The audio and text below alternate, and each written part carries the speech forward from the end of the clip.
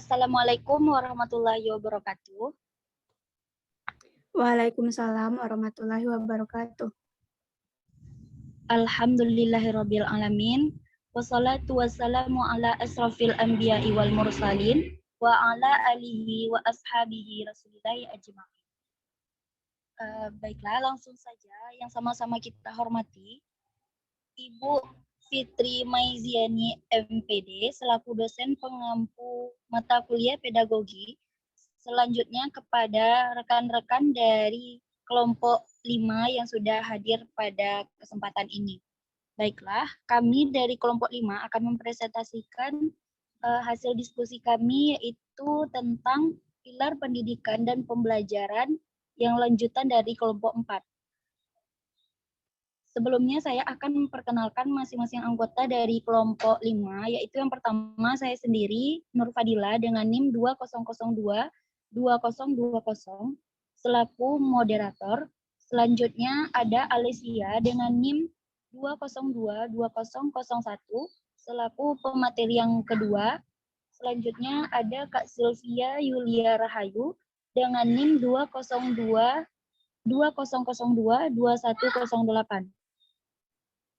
Baiklah, kita langsung saja pembacaan materi yang pertama yang akan dibacakan oleh Kak Sylvia Yulia Rahayu. Kepada Kak Silva, disilahkan. Baik, terima kasih moderator. Baiklah, saya akan membacakan materi yang pertama, yaitu tentang pengertian pilar. Pilar merupakan penumpang atau penyangga dalam sebuah bangunan yang membuat bangunan ini dapat berdiri kukuh. Dalam sistem pendidikan juga memerlukan pilar yang akan menyangga sistem pendidikan yang dilaksanakan agar pendidikan tersebut dapat berjalan dengan baik dalam mencapai suatu tujuan pendidikan. Selanjutnya, pengertian pendidikan. Pendidikan merupakan salah satu pokok dalam kehidupan manusia yang berpikir bagaimana kehidupan di dunia ini dalam rangka mempertahankan hidup dan penghidupan manusia yang mengembangkan tugas dari Sang Khalik untuk beribadah serta untuk mengolah akal pikirannya melalui proses pembelajaran.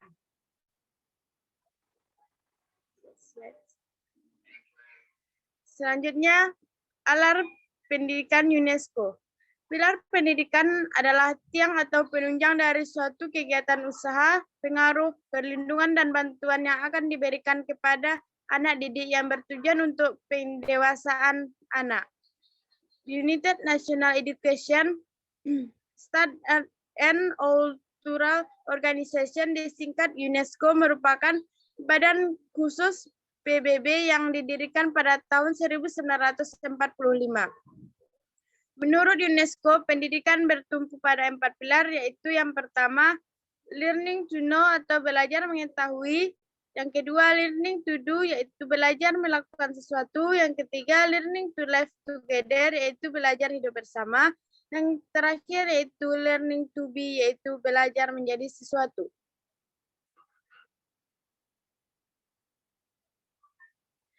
Pilar pendidikan lanjutan.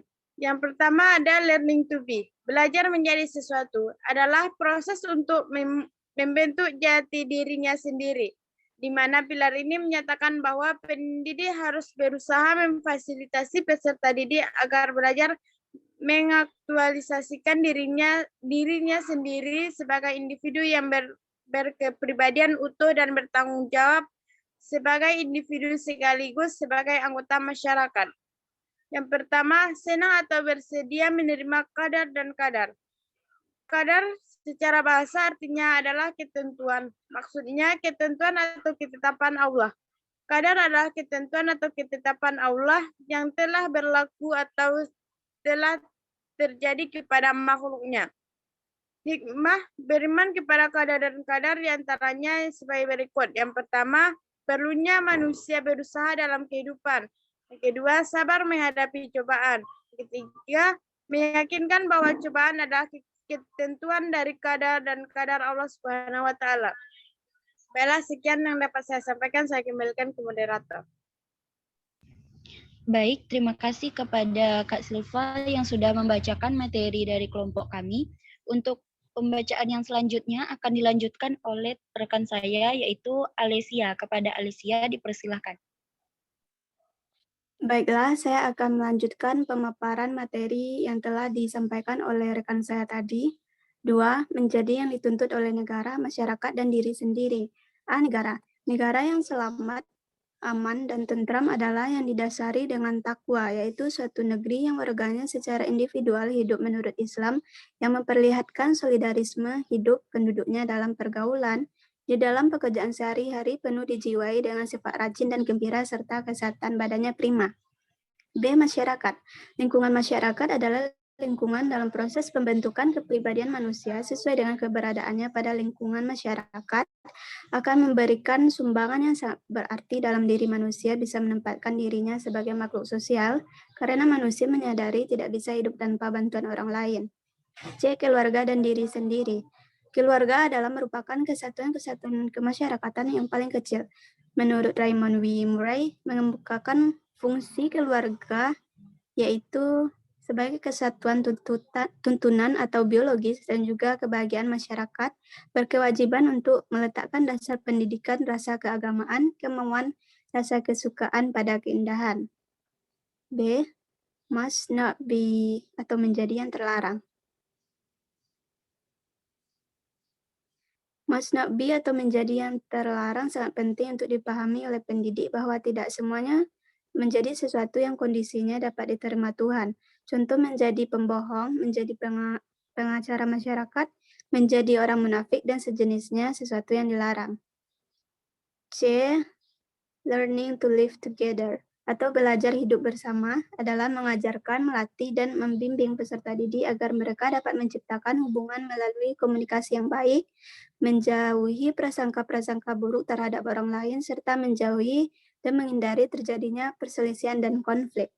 Learning to live together ini mengajarkan seseorang untuk hidup bermasyarakat dan menjadi manusia berpendidikan yang bermanfaat bagi diri sendiri dan masyarakat maupun bagi seluruh umat manusia. Learning to live together ini memiliki poin 1, manusia adalah makhluk sosial. Ia tidak akan menjadi manusia sesungguhnya jika tidak hidup berdampingan dengan sesama manusia dan dengan makhluk Tuhan yang lainnya. 2. Learning to live together tidak dianjurkan dengan seluruh makhluk ciptaan Tuhan, tetapi ada batasannya yang telah ditetapkan Tuhan. Sekian pemaparan materi lanjutan dari saya. Saya kembalikan kepada moderator. Baik, terima kasih kepada Alesia dan juga Kak Silva yang sudah memaparkan materi dari kelompok 5. Baiklah, itulah presentasi yang dapat ditampilkan oleh kelompok 5. Dan kami mengharapkan kepada teman-teman dan Ibu mohon memberikan kritik dan saran serta penambahan materi dan juga sesi tanya jawab. Baiklah, sekian dari saya selaku moderator. Saya mohon undur diri. Kami akhiri dengan Assalamualaikum warahmatullahi wabarakatuh. Waalaikumsalam warahmatullahi wabarakatuh.